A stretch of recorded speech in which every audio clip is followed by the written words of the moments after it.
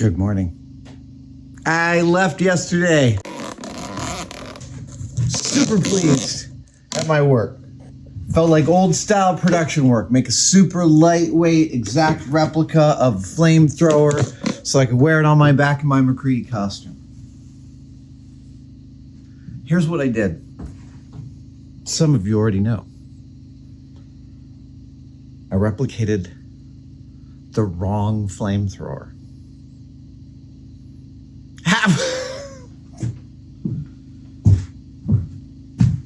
This is a difficult one. I woke up, I went home last night and I thought, let me look up where all the plumbing ports are on this thing because I'm gonna have to replicate them, and I may machine some out of wrench shape and plastic or whatever. And so I opened up my folder of reference material and I discovered that what I thought was the folder of hero pictures of the correct Flamethrower were in fact beautiful close-ups that J.D. Street took of his Flamethrower. But his Flamethrower is a slightly different version of the Flamethrower that is the one in The Thing, which is an M2 Flamethrower. Forgive me if I'm getting that wrong. I'm sure a subtitle will tell you. So I busted my ass all day yesterday to make the wrong thing. I got to admit, I'm a little salty about it in my head. I don't like. I'm a lifelong lover of finishing tasks and putting them in the done pile. So I bust ass on stuff so I can get it into the done pile. There's like an endorphin rush I get from that. Wow. And the speed at which I worked meant that I did not check my work. So I'm gonna, on the off chance, well, I gotta, this I keep, because I do need a frame for the new Flamethrower, but this,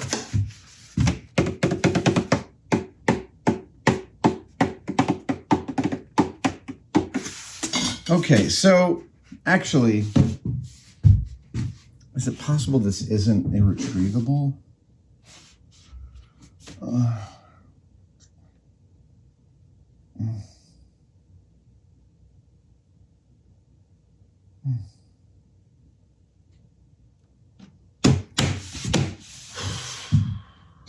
So, the difference here is that the M1 Flamethrower actually has two 6-inch tanks, and the top looks like that, and the bottom looks like that, and as opposed to this, which is the reverse. And both tanks are the same, and in the middle is the nitrogen tank. This is how a Flamethrower works. The big tanks are filled with the fuel, and the small tank is filled with the propellant, which is, in the case of the M1, I think nitrogen.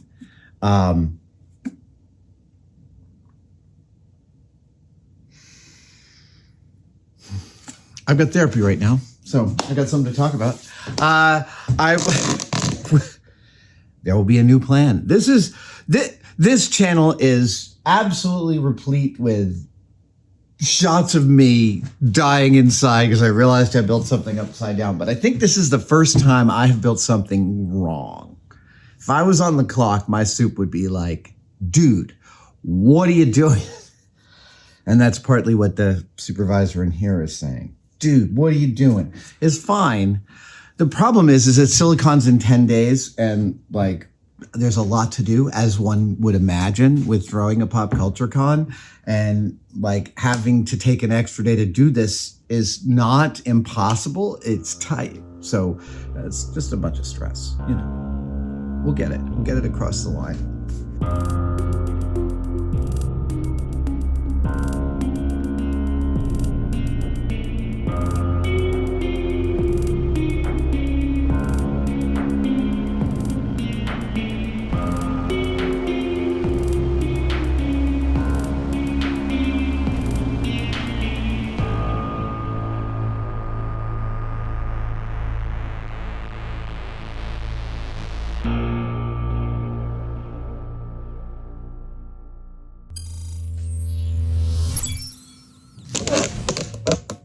Hey, campers. Hey, campers. Adam Savage here, and the hat can mean only one thing. Get the pun? The hat can mean only one thing! Yes, okay. It is a couple of weeks away from Silicon with Adam Savage, my pop culture con. It happens at the end of this month, which is August. And the costume I'm going to be wearing, this will all air after the con, is my MacReady costume. Yeah, I'm doing Kurt Russell from The Thing. And here is, I've been gathering stuff for a while. I've been gathering stuff for quite a long time, and I'd love to show you a few things. One is that from the last best cowboy hat company, I bought myself a 50% beaver MacReady hat. Their hat is amazing. It comes without a band. This is a custom band that I made. I had an Etsy seller custom weave this to my specs. Funnily enough, there was a thread on the RPF where some other folks, like about a year or two ago, started to figure out MacReady's hat band as well. So it's been a kind of a fun effort. I think mine is I think mine's correct. Okay. So I also picked up, oh my gosh, I have so many great things. I've got the long johns. I've got the Vietnam era coveralls. I've got the blue hoodie. Yeah. See, this should just stay on the floor so it gets good and dirty. I've got all these other bits, and then I've got this magnificent Shots coat. This is a vintage size 38, the absolute correct coat, flight jacket, made by Schott, S-C-H-O-T-T. I picked this up from a collector in Japan. It is in absolutely perfect shape. Oh my God, is it warm? Oh my Lord, is it warm? I'm going to sweat absolute bullets in this costume. But this is, I've got a real MacReady going on. I even have the correct Vournay. You say Varney?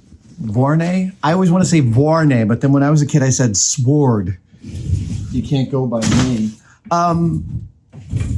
All this stuff. The dirtier it gets, the better. There have been a bunch of people who have done MacReady's costume. I am standing on the shoulders of giants. There have been many, many wonderful executions. I wanted a super accurate flamethrower. So a couple of years ago, this has been in process for a long time. A couple of years ago, I reached out to a pyrotechnician that I have worked with extensively over the years, J.D. Street. He helped Jamie and I out on our flamethrower episode. He has almost an honorary Mythbuster, J.D. Street is. And we've had a lot of good time talking about the history of film on the sets that we've been on. And he's a terrific, he's an amazing pyro and also a terrific dude. J.D. Street lent me the gun group of a Vietnam era flamethrower, and I had molds made. I didn't make them myself. The amazing and unbelievable Ken Chung actually made these molds because he is a freaking genius. I do not know how Ken does some of the things that he does, but he molded the parts of the flamethrower gun group for me. And as far as I can tell, said business end of a flamethrower has never made it into rubber out in public. I am sure that there are a bunch of rubber versions of these in prop rental houses all over Los Angeles. But as far as I can tell, none of them have made it out among the prop collecting nut jobs like me. Until now. This is so awesome. So it is time to make the backpack of the flamethrower. It is an elaborate piece. It has 3 separate tanks that are connected inside a 3/4 inch frame. I am going to sweat that frame, braze that frame out of some copper pipe that I have. I have some copper pipe fittings. I am trying right now to determine where the hell my conduit bender is. A conduit bender is one of those tools I swear I have 3 of them in this building. Because every time I need one, every like 4 years that I need a conduit bender, I cannot find the one that I had stored those many years before. And so I've been searching in every corner with a flashlight. I cannot find it. I might have to go out and buy another one. Jesus wept. But suffice to say, I'm going to make the flamethrower. There is an interesting aspect to the tanks. They are not the top. How do I say this? There are 3 tanks. One of them is hemispherical. 2 of them have half hemisphere tops and non-hemispherical bottoms. The hemisphere tank is about 8 inches in diameter. The upright tanks are about 6 3/4 inches in diameter, which means that's a 6 3/4 inch radius on top. And they also have these custom bottoms. All this is to say, I need to turn 3 separate radii for vacuum forming because I'm going to do all the tanks out of vacuum form. It's 10 a.m. I kind of feel like I can rough this thing out by the end of the day and then get to painting. That is really optimistic. This is a fairly complex build, and I don't have my head wrapped around all of it. And yet, I feel very optimistic. All right, I'm going to keep looking for this conduit bender for another 5 minutes, and then I'm going to get started. I'm going to get some Wren shape, some engineering urethane, and I'm going to chuck it onto my lathe, and I'm going to pull out my... Now, I'm not going to pull out my radius cutter. I'm going to cut this radius freehand. You'll see. It's going to be great.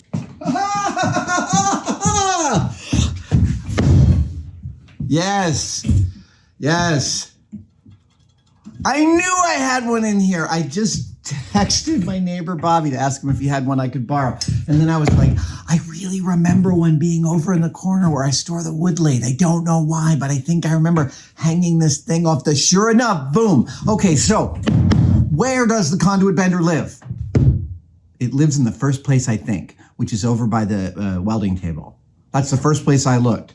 Ergo, that's where this should live. Nowhere else, nowhere clever. I know, no. This is the trick to managing large amounts of crap. When you have large amounts of stuff to store, if many of them are in categories that are repeatable, that is very easy because you can do it like the Sortimos and other stuff. But when you have a lot of one-offs, like, where does this go? Okay, there's one other place it could go. It could go with some of my tubing benders over here, which maybe it would make sense for it to go over there. But this is the trick is, when you have something that is in a category by itself, the question of where you store it is really important. And in my experience, the most important question to ask yourself is, where would I look for it right now? And I have 2 specific locations. I'm going to decide between them, but that is trusting my brain to know next time I'm looking for this to have a pure thought. It's the same thing. And frankly, I'm usually right. Like when I store stuff like this, I find it. It's uncanny. Okay, for the sake of a thought experiment, let us say you are making a commercial in which you have to make a super huge version, like a 4X version of this Ronson butane bottle. In that case, you would need, let's see, what is this? This is about 2 inches in diameter. Yeah, 2 inches in diameter, which means 4X would be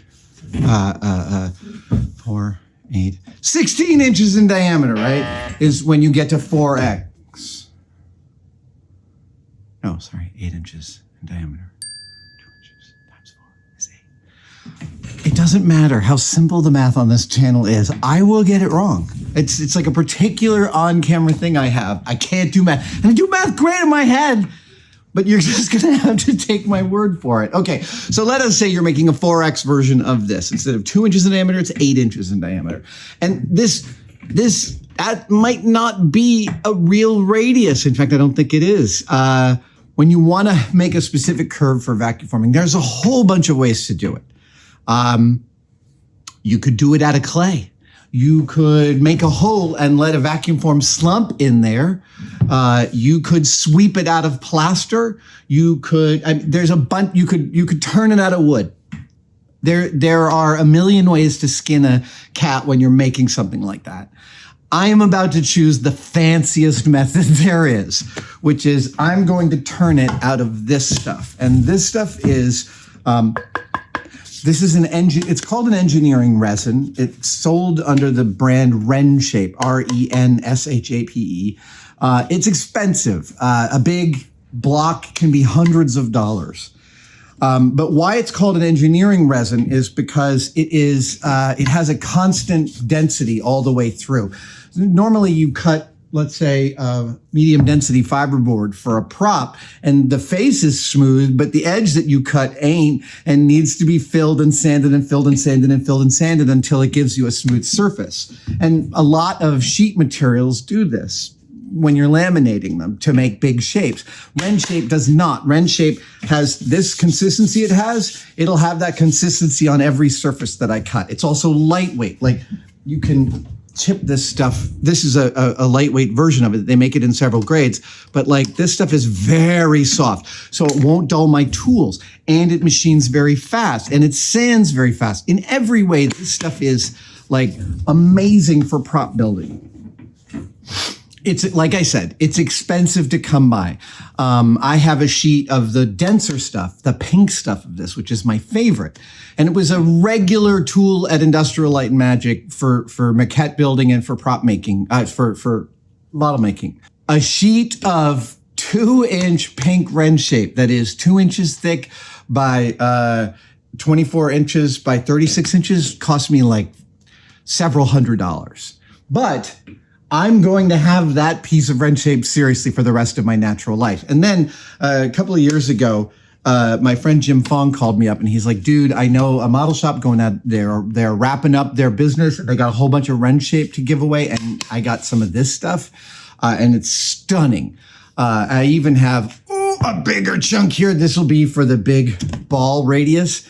I'll be able to get the other 2 radii out of this puppy. Yeah. This is by far the fanciest possible way to turn yourself a shape for vacuum forming, but I've got this material, so I'm going to use it. I got to do some marking and some gauge making because I want to, yeah, I'll show you. So 2 of my radii, the 8-inch and the 6.75 inch, are radii. That's easy. I just need to use a compass, draw a circle, cut a quarter of that circle. That's my radius. However, for the bottom of the tanks, I have printed them up full size. Have I printed up full size? Wait a second. Yeah, 6.75. Great. So, yeah, there we go. I have determined that the 2 main tanks being 6.75 inches in diameter is really, that's not debatable because JD Street actually gave me a tape dragged all the way around, and it comes out to just a shade over 6 3/4 in diameter, 6.8. But when I take the tank and it's sitting here like this in Photoshop, and I adjust the sides until they match that distance. So this is 1-to-1 in that distance. However, these inches,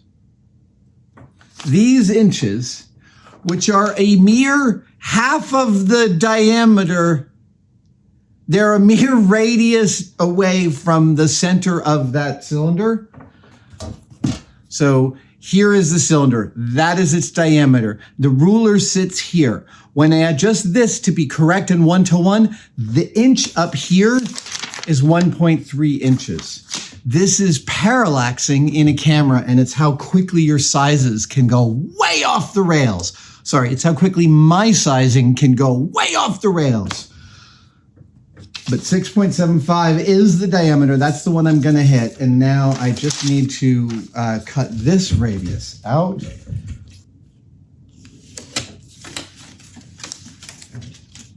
That, my friends, is a pattern. All right. The reason I'm turning these radii out of Renshape first is that Once I have those vacuum forms, then I'm going to build the tanks. Then I'm going to build the copper thing around the tanks. I have measurements of the copper outer frame, but I have better measurements of the tanks. So the copper frame measurements I have got me to a kind of a rough engineering drawing, but it's the tanks that will decide. Because if I get that wrong, if I build this copper frame before I build the tanks and then I turn the tanks, I might have to turn them again. And that's ridiculous. I know the size of those really well. I will adjust the size of the backpack to that. Yeah. So the pieces of wren shape I have aren't perfect. So in order to get my 8-inch diameter, I'm taking this piece and gluing that piece to it. And that'll give me, 8 inches on each side. I'm gonna go about 775. I had a little bit of topological step here, and you want no voids when you're making a vacuum form buck, because they will show up. Okay, I'm just gonna smooth that out. Disc sander noises. All right. We'll just pour some of this on here. Yep, a little more. That's it. And you want it to the edges. You really want to get it to the edges. That helps significantly. Don't do that. Don't do that. All right. Okay. Yep. So we're going to give this a spritz of a zip kicker so that these join really tight.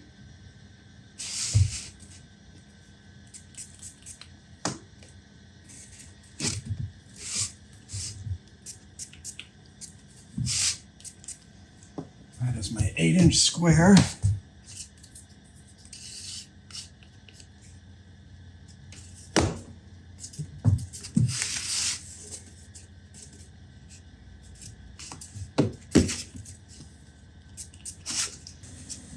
Every void you can avoid, while doing this process is something you don't have to fill later.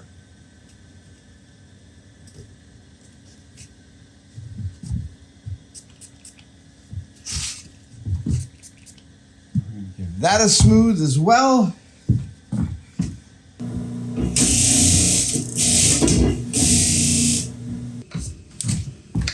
My final nice smooth edge goes there.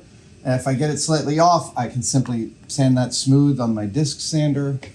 And I will. And I would. I was into these guys before anybody. They asked me to be their manager.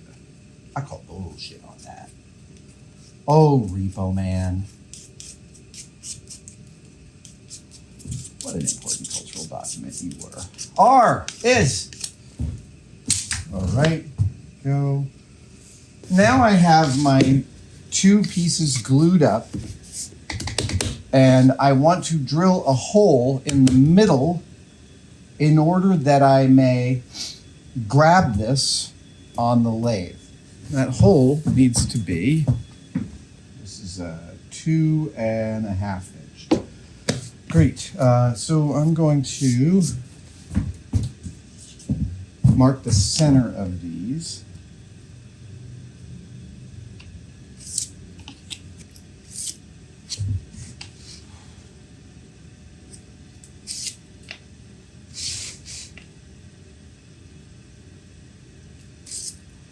And give them a little bit of a on the drill press, and then I can start turning to everything. Turn. You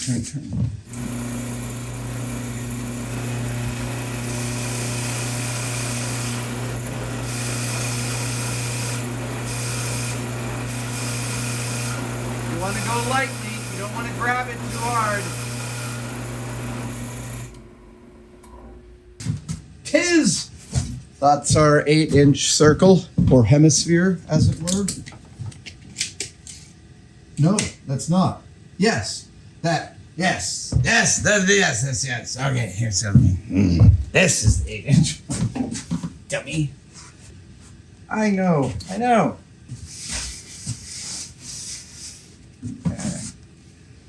Let's see.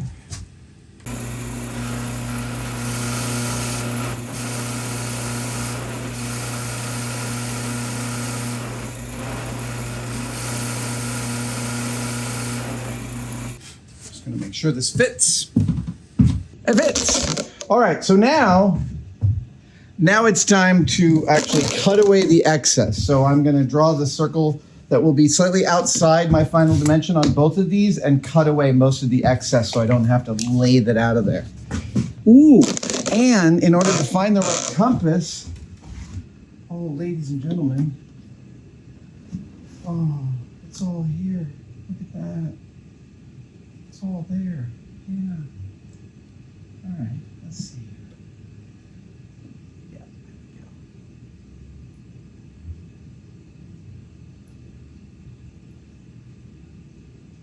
we go. Okay. Ooh, God, I love my new drawers.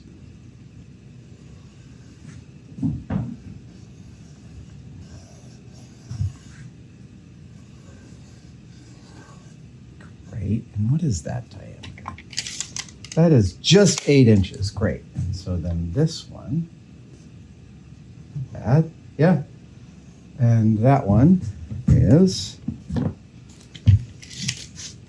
or take, 7 1/4. Terrific.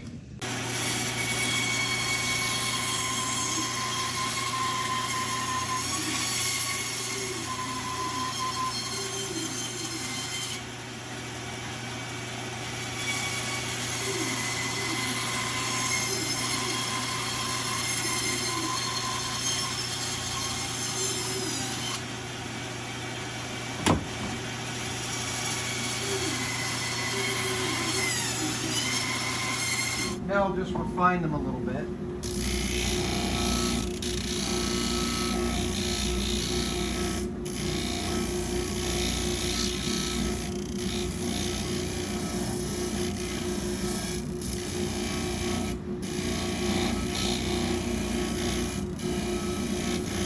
Look at that.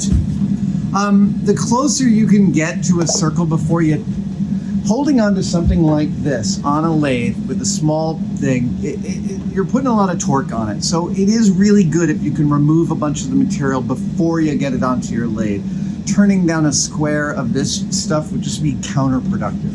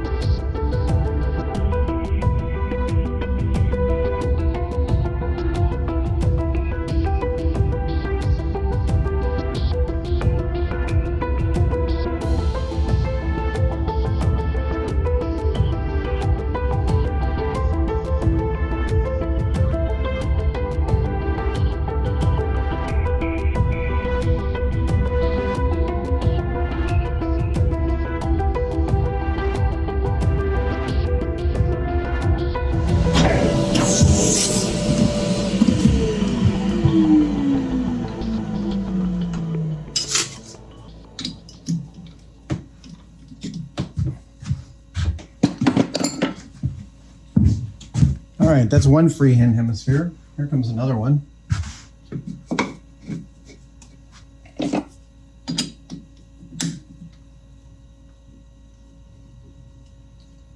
.95. Alexa, what is 5.95 divided by 2?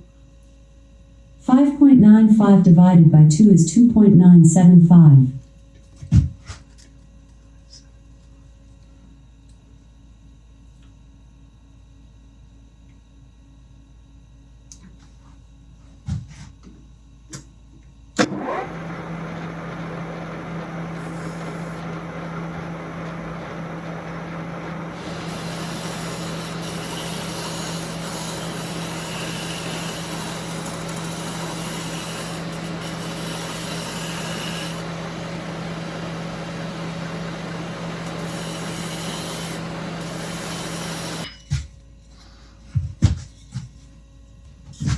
Now this guy. This is the easiest one of the three.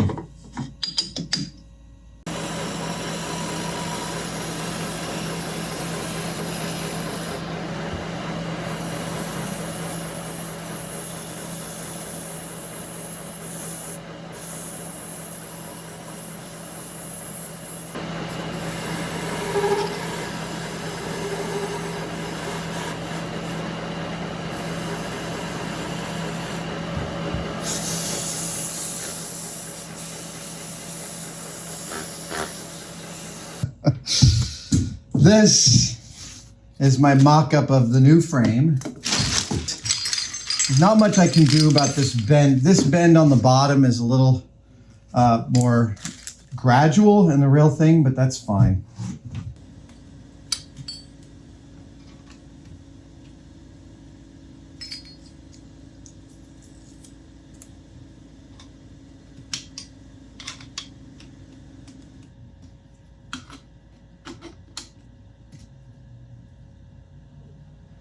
Okay, so these are a little bit longer.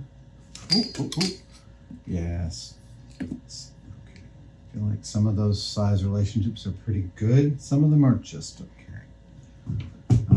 If the tanks themselves are 23 inches tall, getting pretty good there. Okay.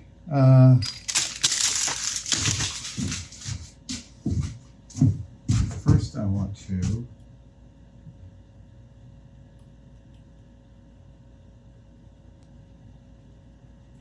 those are longer. Right, okay, so these are a little bit longer.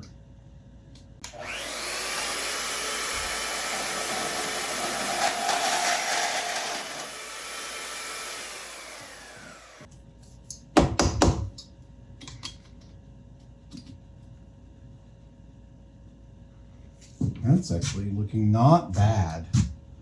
Not bad at all. Okay.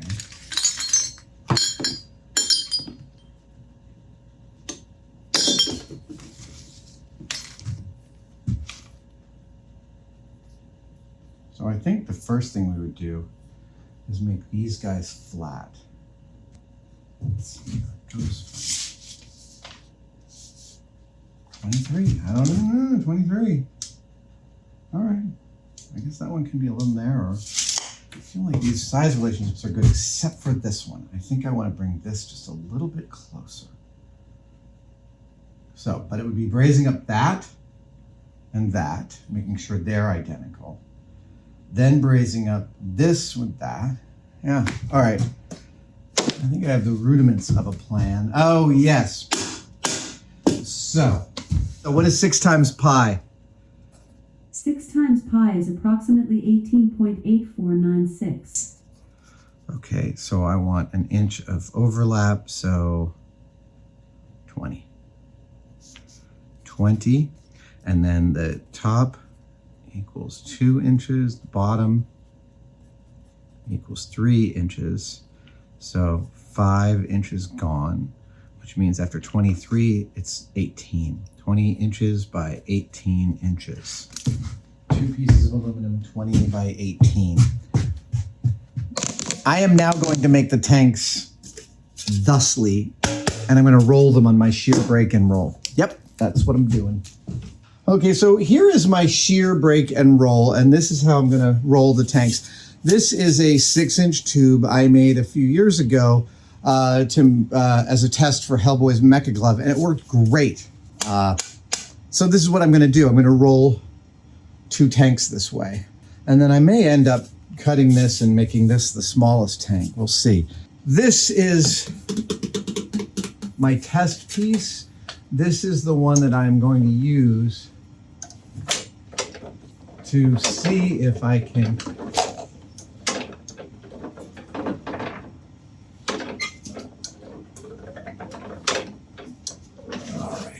not quite the radius I was hoping for, so let's half turn.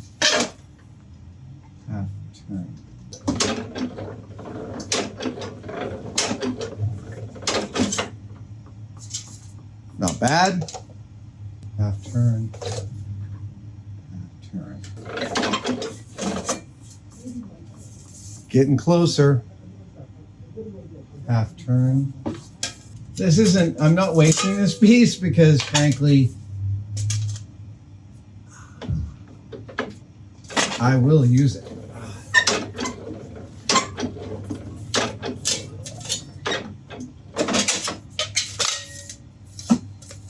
That's it. This is why a roll is amazing, because you can do stuff like that and even out at the ends. It's really, really nice. So now I have to remember which direction I feed these in. I think it's this, right? Yes, yes, yes. This is 18 and that's 20. Oh, come on. There we go. Yes.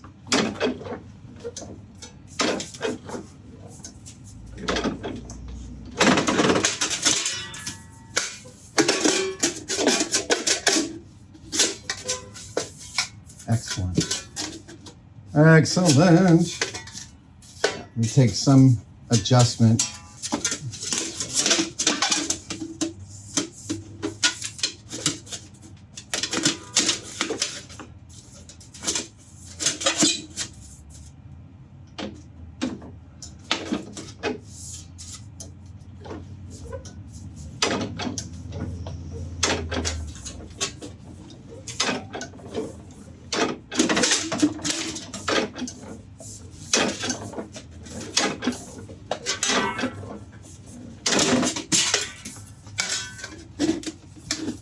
Good enough. I can make that work. Here comes the other one.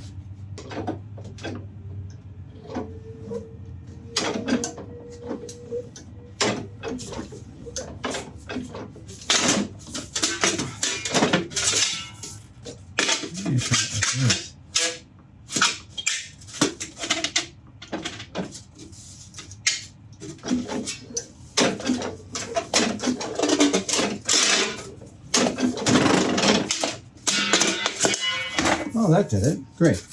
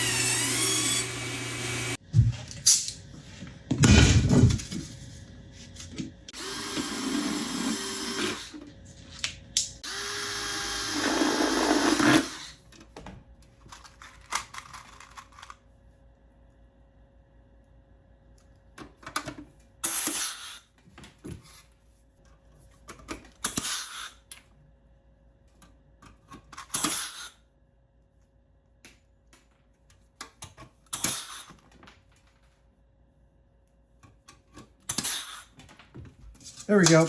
6-inch roll. Make a 6-inch tube. Do the other one.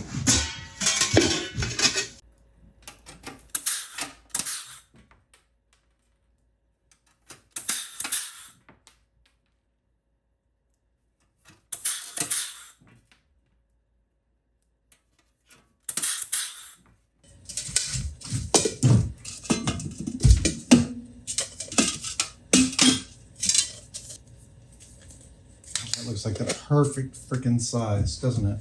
It does. I think it is actually the perfect freaking size. Okay.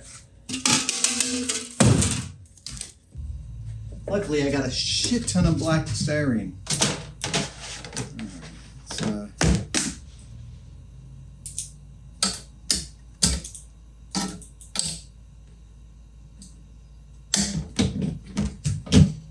All right, here we go.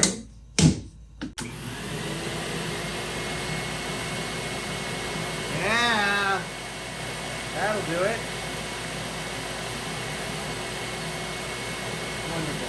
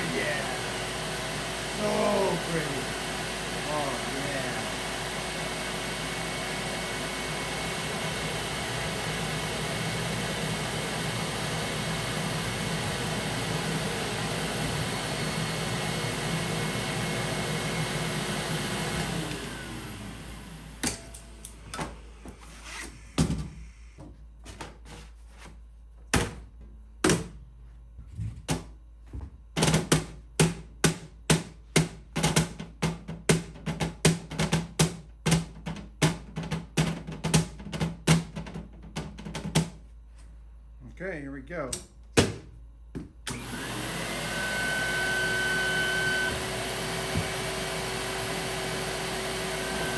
that is great.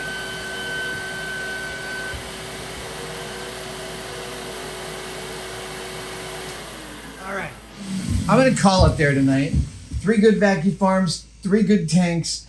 I'll attach them all together tomorrow. And then we're back to 1. So, funny story. I just took a break because the phone rang and it's Phil Tippett. And when Phil Tippett calls, you pick up the phone. That's how that works. And Phil was asking me about a thing. And we chatted for a minute, and he had some stories, and we shared some of what our last couple of weeks were like. And he said, "How's your day going?" And I said, "Well, I just had 5 out of 6 vacuum form pulls go perfectly. So it feels like a red letter day to me." And he went, "Yeah, that is a red letter day."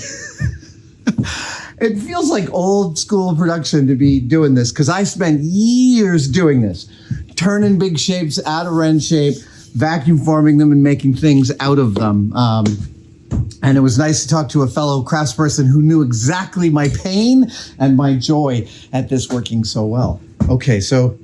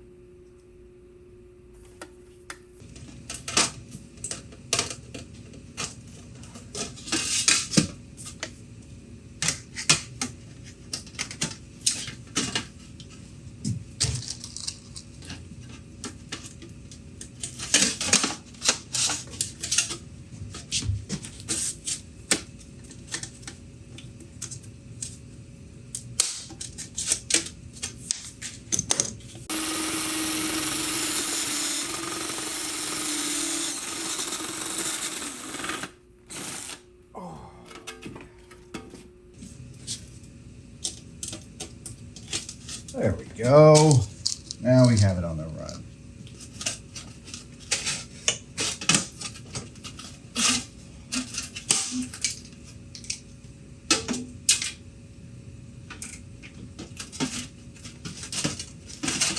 Oh, all right.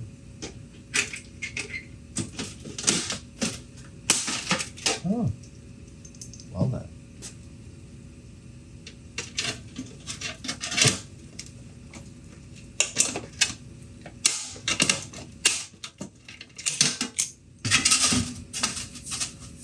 Let's see if I can get them all the way down. This little Milwaukee here, this little Makita, I know I handed out. This is the shortest distance throw right angle drill I have ever found. So it allows me to do stuff. Actually, here, I'll show you. Deep in here that I want to make sure is aligned. Oh, look at that. Wait, actually, I got to tighten this up. There we go. Then get that in there.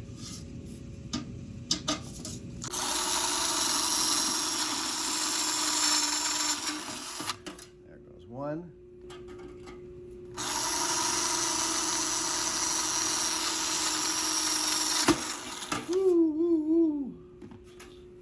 That there's not there's not many other things that can do that, and it's very, very useful.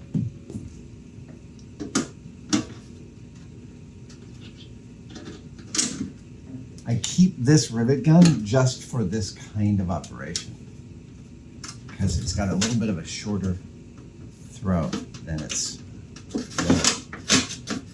hello brother. There we go. Oh, fantastic.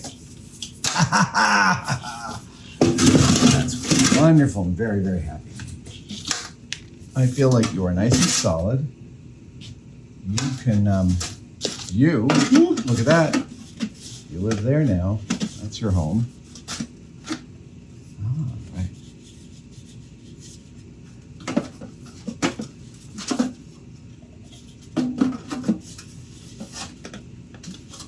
There we go. Just like that. Okay, so then, I don't need that anymore. If you're wondering what this is, I've got a little tennis elbow. Over torque something here, I don't know. But yeah, got a little tennis elbow.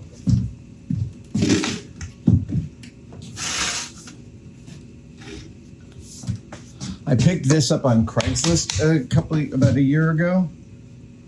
And it's fantastic.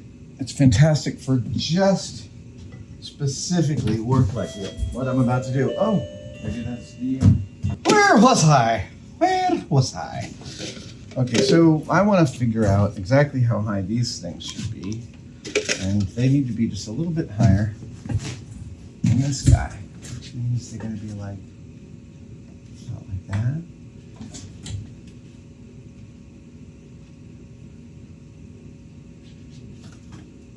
Yeah, that seems about right. Yeah, that seems about right. Let me just double check that. Hey, let me go back to my reference material and double check it. What a novel idea. The top of all three is really freaking close to each other. Okay, so it's not just above. It is just like that, yeah.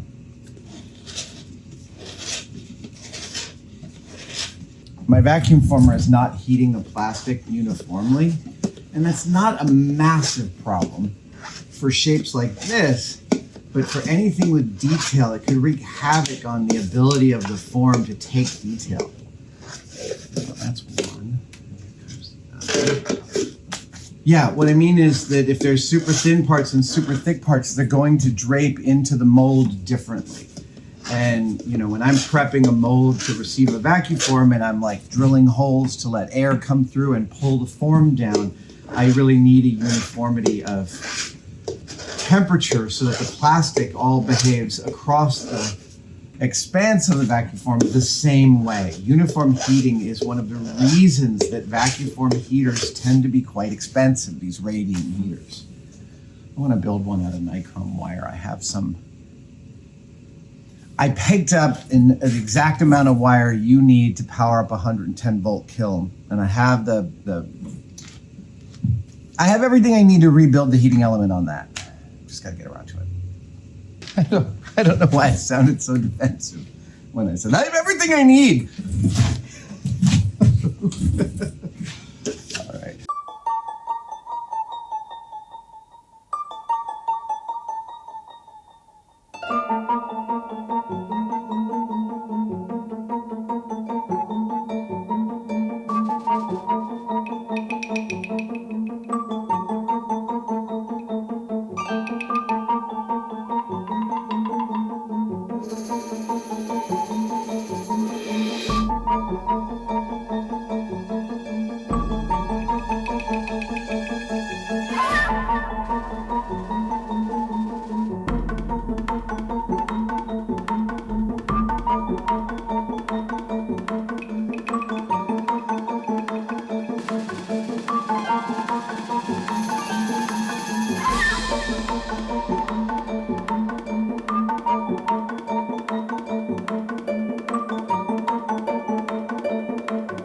I haven't heated PVC pipe to bend it in a long time, and this is working better than I could have possibly imagined. So I'm just trying to get the flavor right here. It comes out of here, and it comes, it comes over here, and it comes it's a very tight little bend. Yep, there we go. And it comes out there, it comes out there. I think that's great. Yeah. I think that's exactly what I wanted. Oh my God, that's great. Oh, that was great. That was lovely. Yes. I'm very happy. Can you tell?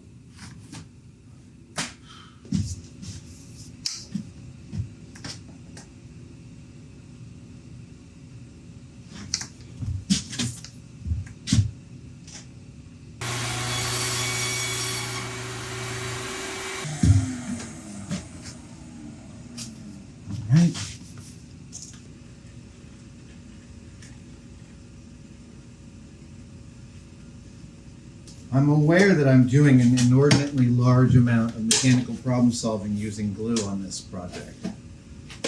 Now that's just gonna have to accept that.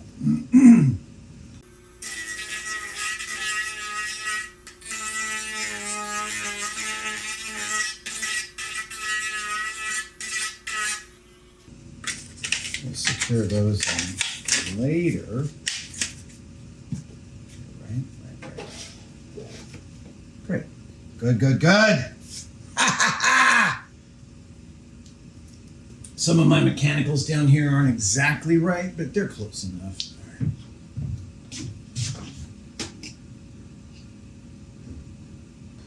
That's great. That's all in the middle. That's all where I want it. That's all really good. Super happy. Okay, I need a bracket here.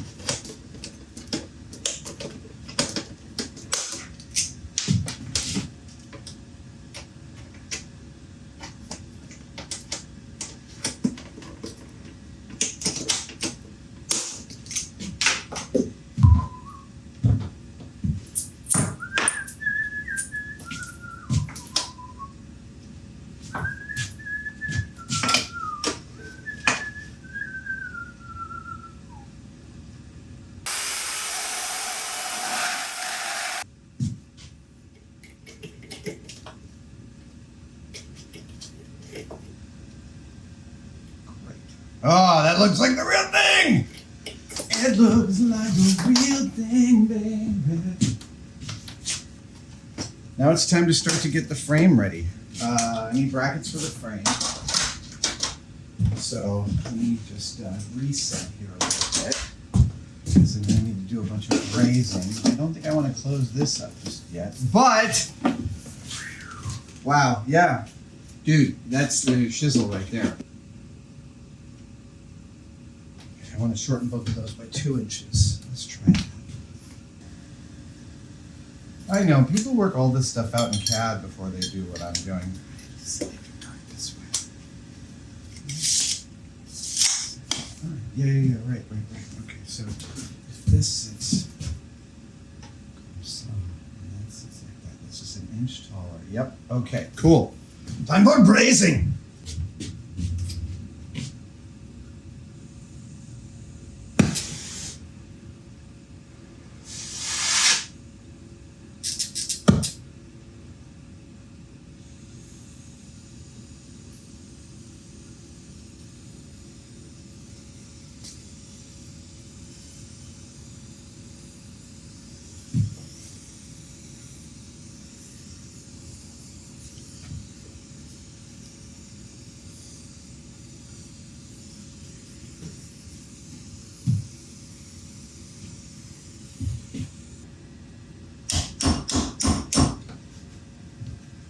All right. I think I want to round those. Yeah, I think I can solder those in place. I am almost at the stage of attaching these things together. That guy goes in there like that, and I think I can just. Okay, so we'll seat that. That sits there. That sits there, and I messed up. That was the wrong piece. I don't know what. I'm holding the wrong piece, but I think that was it. Okay, so let's try Yep, that's the right piece. Look at that. Look at that. Fantastic. Okay, so now before I do all this attachment, I need to braze that in, and then I need to drill a whole bunch of holes. This is going to take a while. Yes, this will take a while because this is tedious work.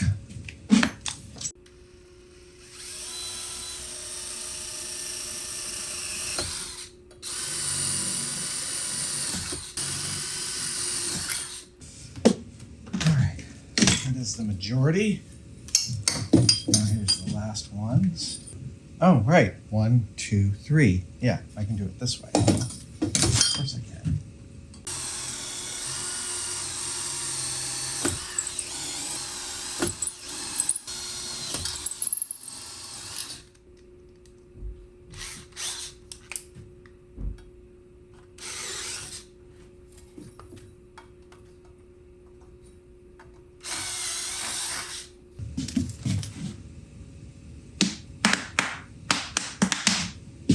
Rivets! All right, here we go.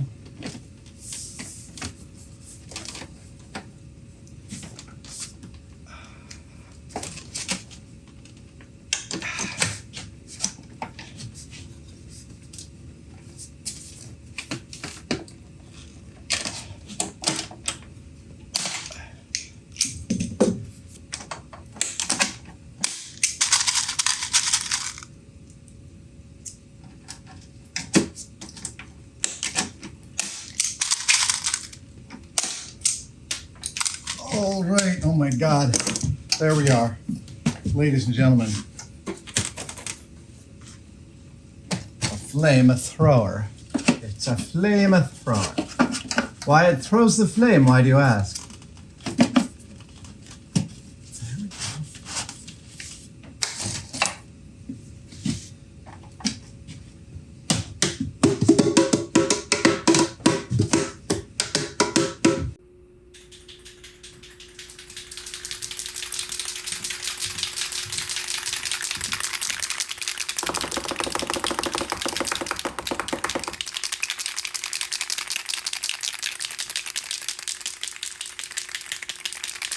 So I'm now going to hit this with a primer and then a paint. And while that dries, I'm going to clean up, and then I'm going to pull out my sewing machine. I'm going to make the back pad. And then, yeah, if I had to deliver this to set in 2 hours, I could.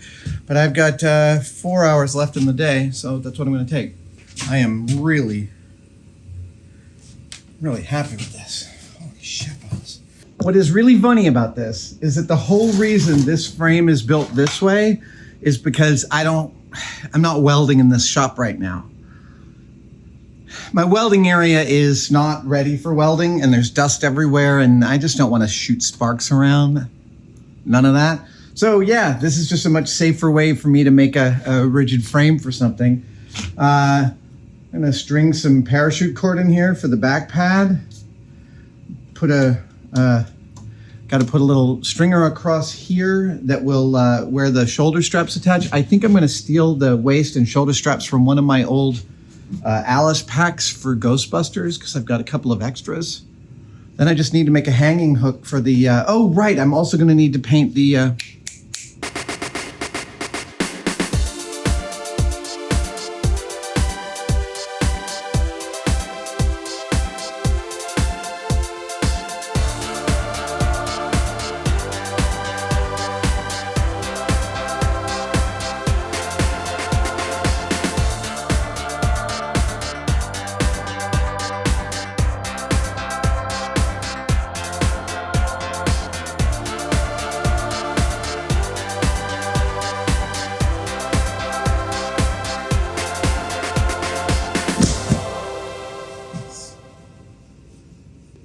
lovely. That's excellent. That's just what I want.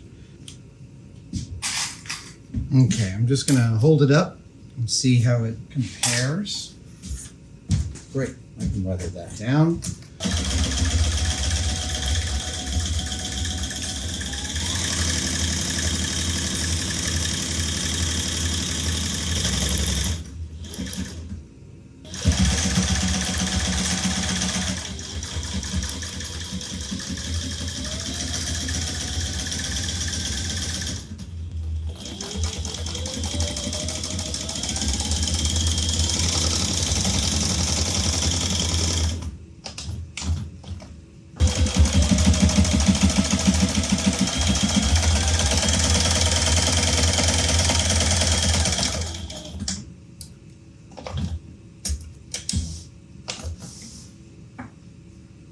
Did I really? Ho! Ho! Ho! Ho! Wow! Wow, I love that shit. I just ran out of my bobbin, I think. I think I did. Yeah, amazing. That was the amount of sewing I had to do today, and my bobbin just got used up. Damn, I love it. That is the back pad. Dude, I was literally half an inch over on the bobbin. And here I am doing some upholstery sewing, sitting in Jack's chair. Sitting in Jack's stool. The beautiful pigskin stool he made for me. That is lovely. Grommets. The grommets I'm choosing are these grommets. I have a grommet setter. Grommets are a weird pain in the ass. Get the right equipment with them and they just flow, no problem. Get into a bad state with them and they just ruin your freaking day.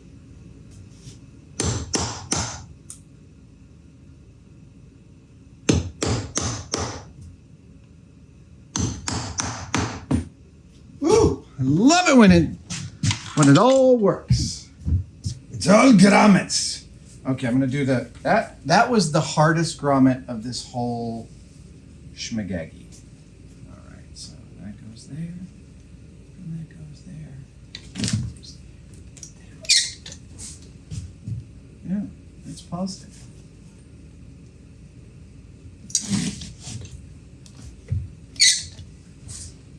Beauty. I love it. Yeah, it's looking great.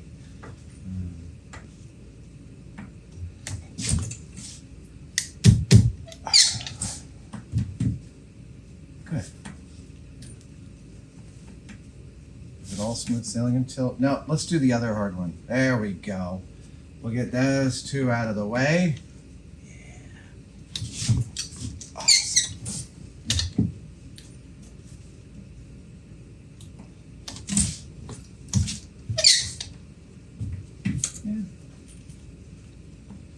I keep expecting something to go cattywampus because grommets, frankly, are one of the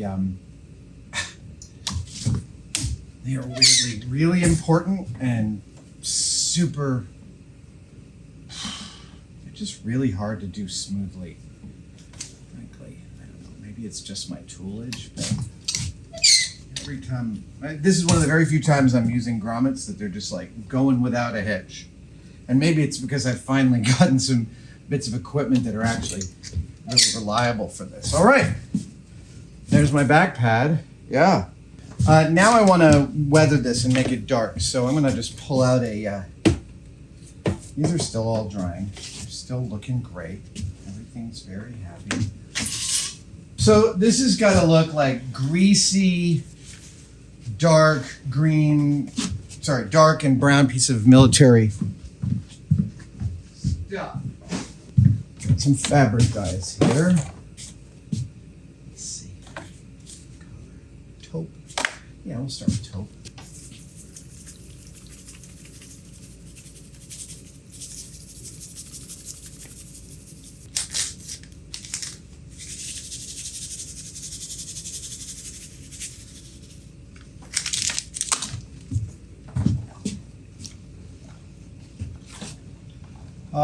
I know I'm doing some fabric dyeing right here, and it seems, if it seems like I know what I'm doing, that is all totally an illusion, which is actually, it's crazy that I'm doing this because the wonderful tailor that built all the soft parts for the G4 spacesuit I made a little while back, Christine Noble, is actually, she has a degree and her thesis was in dyeing. Not in dyeing, but in dyeing. Not in, yeah, you know what I mean. Fabric dyeing. So it's crazy that I haven't consulted Christine on this, but such as it is, time is tight. All right, let's, I'm just gonna let this thing get dirty. There we go. Oh, yeah. It's already looking amazing. It's already exactly what I wanted. Ha ha ha. Ow, hey, that salty water hurts the cut that I have on my hand. Oh, wow, that's bad.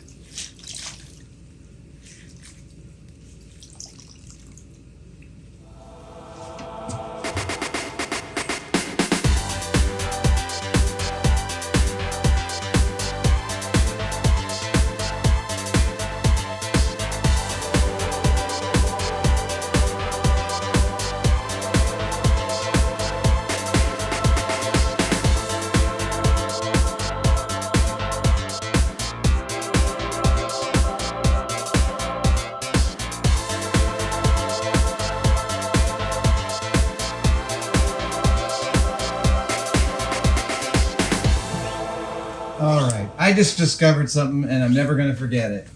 No, never going to forget it. Which is to say, here we go. Here's a little technique. So the issue I've been having is that as I try and melt my parachute cord, the outer casing is nylon, but the inner is something else, and it doesn't melt. And so I'm having this trouble that every time I'm trying to thread this through like a small hole, I'm ending up with meltable outer casing, but the inner filaments are coming out, and they are inhibiting. Basically, I'm constantly delaminating this by shoving it through a hole that's slightly too small because I did not have grommets in the antique finish that were 3/8. I had 1/4 inch. That's fine. I can make that work. But what I discovered is if you slice it and then go back up about 10 feet and be pushing it like this, you're pushing the outer casing past the inner casing, past the inner, the long pieces. And then I heat it and I get this like nice kind of needle-like thing. And that is working really nicely for finishing this up. It only took me most of this to figure that out. Most of it. This sits like this. Let's see. Yep. That's the perfect length. Okay, I've got an Alice pack here from an old Ghostbusters costuming thing I was doing.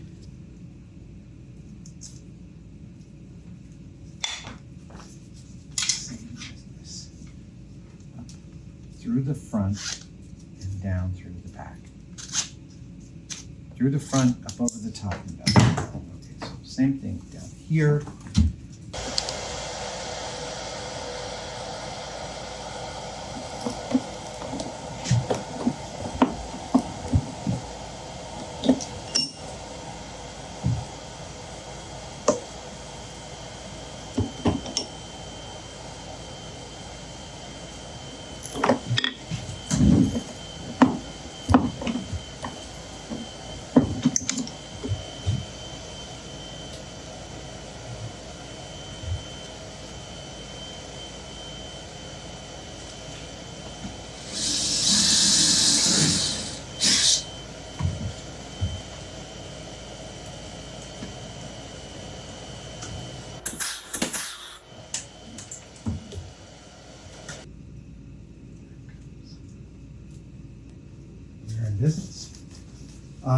Wow. I think I can put this on for the first time. Oh, wait. One more.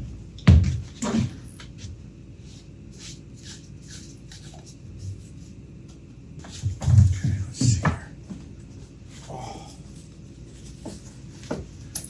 Oh yeah, baby.